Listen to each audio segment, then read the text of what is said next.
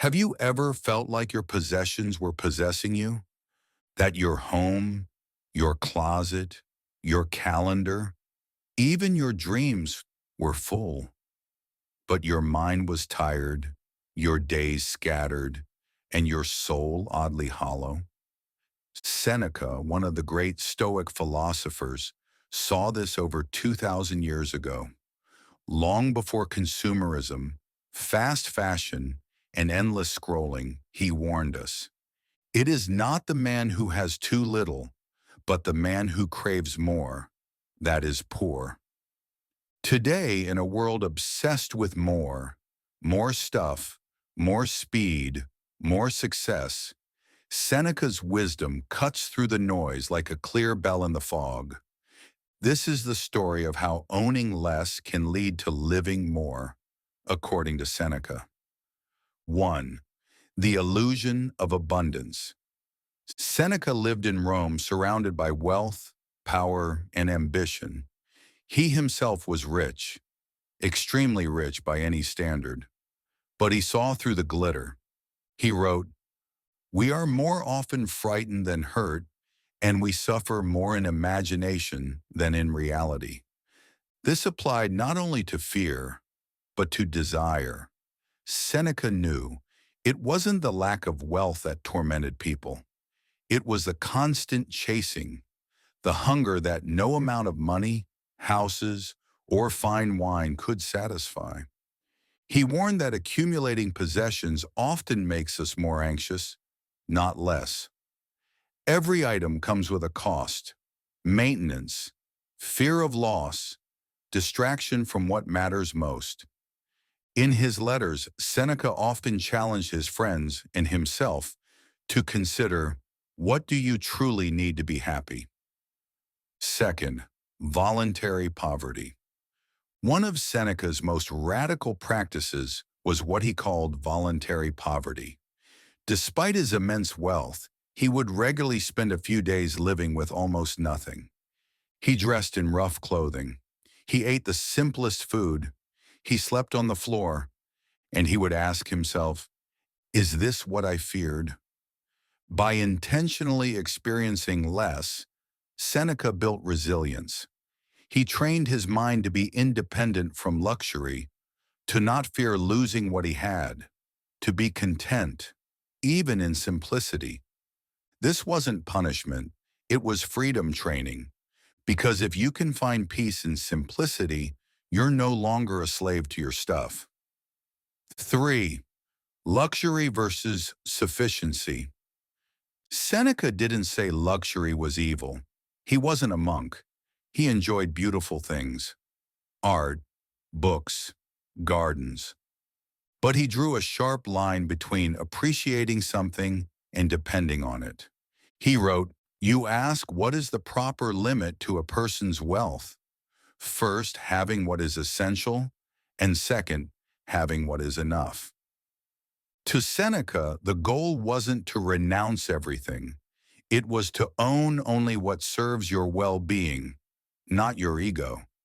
When luxury becomes a necessity, we lose freedom. But when sufficiency is enough, even the smallest pleasures become treasures. 4. Time, the true currency. Seneca believed our most precious resource wasn't gold, land, or fame. It was time. In his brilliant essay on the shortness of life, he said, "People are frugal in guarding their personal property, but as soon as it comes to squandering time, they are most wasteful of the one thing in which it is right to be stingy. We guard our money, but give away our minutes to meaningless distractions.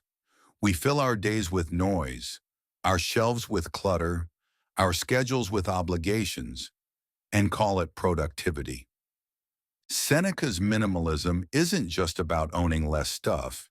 It's about living with intention, cutting what doesn't matter so we can focus on what does. 5. Mental clutter. Minimalism is not just physical, it's mental.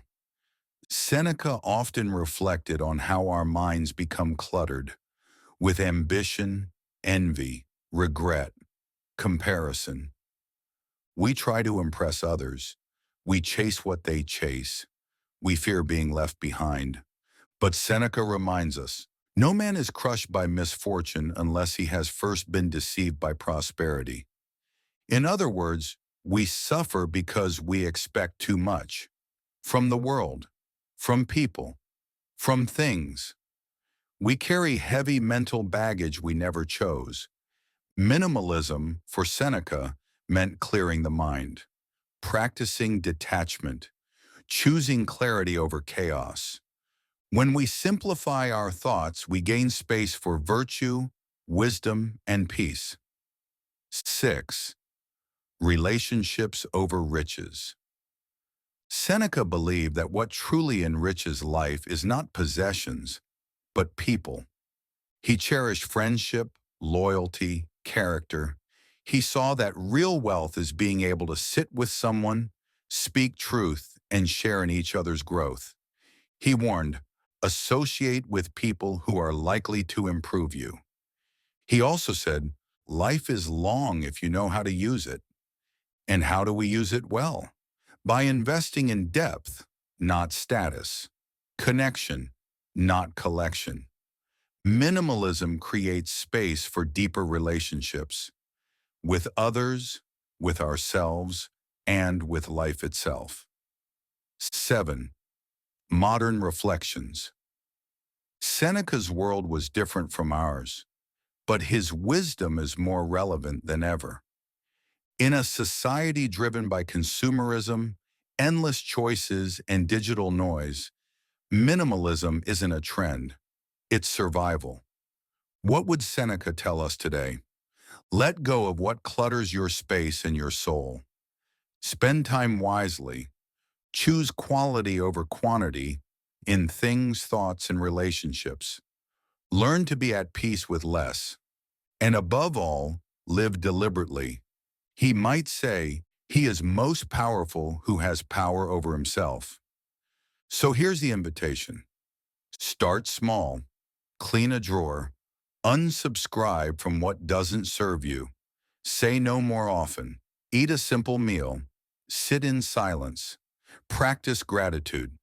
Minimalism isn't about emptiness, it's about fullness of life, of presence, of meaning.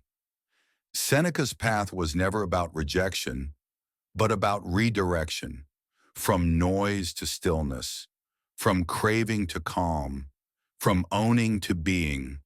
Own less, live more. That's not just Stoicism, that's freedom.